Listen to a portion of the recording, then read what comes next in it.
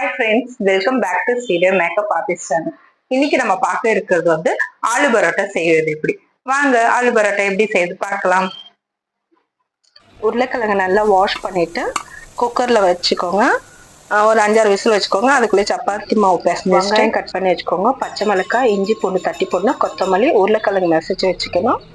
மஞ்சத்தூள், மிளகாத்தூள், உப்பு இது எல்லாம் ஆலு பரோட்டாக்கு மிக்ஸ் பண்ணதுக்கு ரெடியா இருக்கு. பற்ற வச்சு எண்ணெய் சூடான பிறகு அதில் சோம்பு போட்டுக்கணும். சோம்பு போட்டு வெங்காயம், கொத்தமல்லி, கறிவேப்பிலை, பச்சை மிளகாய் எல்லாம் போட்டு அதில் நல்லா வதக்கணும். நீங்கள் நல்லா வதக்கின பிறகு எல்லாமே இருக்கிறத போட்டுடுங்க. நல்லா வதக்கிட்டே வாங்க. வெங்காயம் நல்லா ரோஸ்ட் ஆகணும். நம்மளுக்கு வெங்காயம் ரோஸ்ட் ஆகிறதுக்கு நம்ம உப்பு போட்டால் சீக்கிரம் வெங்காயம் ஃப்ரை ஆகிடும். உப்பு போட்டுட்டு நல்லா வெங்காயம் எல்லாம் ஃப்ரை ஆகிற மாதிரி நல்லா வதக்கிட்டே வாங்க. வெங்காயம் நல்லா வதக்கின பிறகு நம்ம ஆல்ரெடி அதில் உப்பு போட்டாச்சு. இப்போ இஞ்சி பூண்டு தட்டி போட்டதை அதையும் போட்டு நல்லா வதக்கணும்.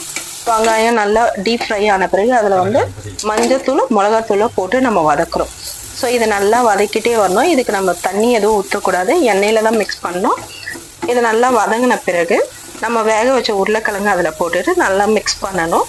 மிக்ஸ் பண்ணி முடிச்சுட்டு நல்லா பாருங்கள் வதக்கி விடுங்க. வதக்கின பிறகு சிம்மில் தான் இருக்கணும், ஸ்டவ்வு ஃபாஸ்ட்டில் இருக்கக்கூடாது. ஸோ நல்லா வதங்கின பிறகு இதை ஆஃப் பண்ணிவிட்டு கொத்தமல்லி போட்டு இறக்கிக்க வேண்டியதான். நம்மளுக்கு இது ரெடி ஆகிடும். இதை பாருங்கள், இப்போ இது ரெடி ஆகிடுச்சு. இப்போ நம்ம அதை இறக்கிட்டு கொத்தமல்லி போட்டு வச்சு இப்போ நமக்கு ஆளுக்கு உள்ளே வைக்கிற மசாலா ரெடி ஆகிடுச்சு. சப்பாத்திக்கு உள்ளே வைக்கிறது தான் இது மசாலா.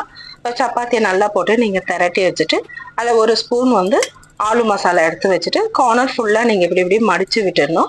மடித்து விட்டுட்டு சப்பாத்தியை நல்லா திரட்டிட்டு ரெடி பண்ணிக்க வேண்டியதான். சரி, இதே மாதிரி ஒரு சப்பாத்தியும் நீங்கள் ரெடி பண்ணிட்டே வந்துட்டு எல்லாத்தையும் தேவையான சப்பாத்தி நம்ம திரட்டிட்டு நீங்கள் சப்பாத்தி சுட ஆரம்பிச்சிடலாம். ஸோ இந்த மாதிரி நம்ம ஒரு சப்பாத்தியும் நான் இந்த மாதிரி திரட்ட ஆரம்பித்தேன். ஸோ ஒரு சப்பாத்தியும் நான் எல்லாத்தையுமே திரட்ட ஆரம்பிச்சிட்டேன். பாருங்கள், ஒரு ஸ்பூன் தான் வைக்கணும். ரொம்ப வச்சுட்டா நம்மளுக்கு வெளியே வர ஆரம்பிச்சிடும். ஸோ ஒரு ஸ்பூன் வச்சுட்டு கார்னர் ஃபுல்லாக நீங்கள் இந்த மாதிரி வச்சுட்டு சப்பாத்தி திரட்டிக்கலாம். நம்ம சப்பாத்திக்கு தொட்டுக்கிறதுக்கு இந்த மசாலாவே வச்சு சாப்பிடலாம். சட்னி எல்லாம் எதுக்கும் தேவையில்லை. வேணுன்றவங்க தேங்காய் சட்னி, கார சட்னி கூட அரைச்சிக்கலாம். நான் இந்த மசாலாவே தான் தொட்டுக்கணும் சாப்பிட்டோம். உள்ளியும் வச்சோம் நாங்கள் இதுதான். ஸோ ஒன்னொன்னே இந்த மாதிரி திரட்டிக்கிட்டோம். பசங்களுக்கு எப்போ பார்த்தாலும் நம்ம சப்பாத்தி, இட்லி, தோசை போர் அடிச்சிடும்.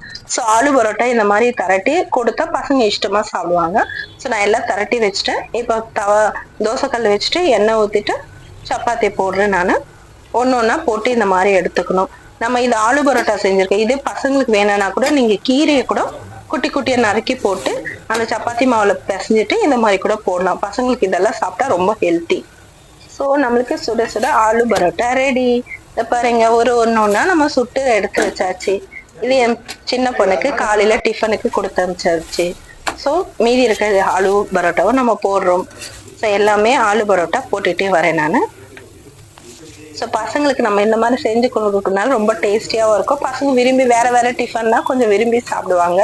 டெய்லி சப்பாத்தியும் கொடுத்தாலும் போர் அடிச்சிடும்.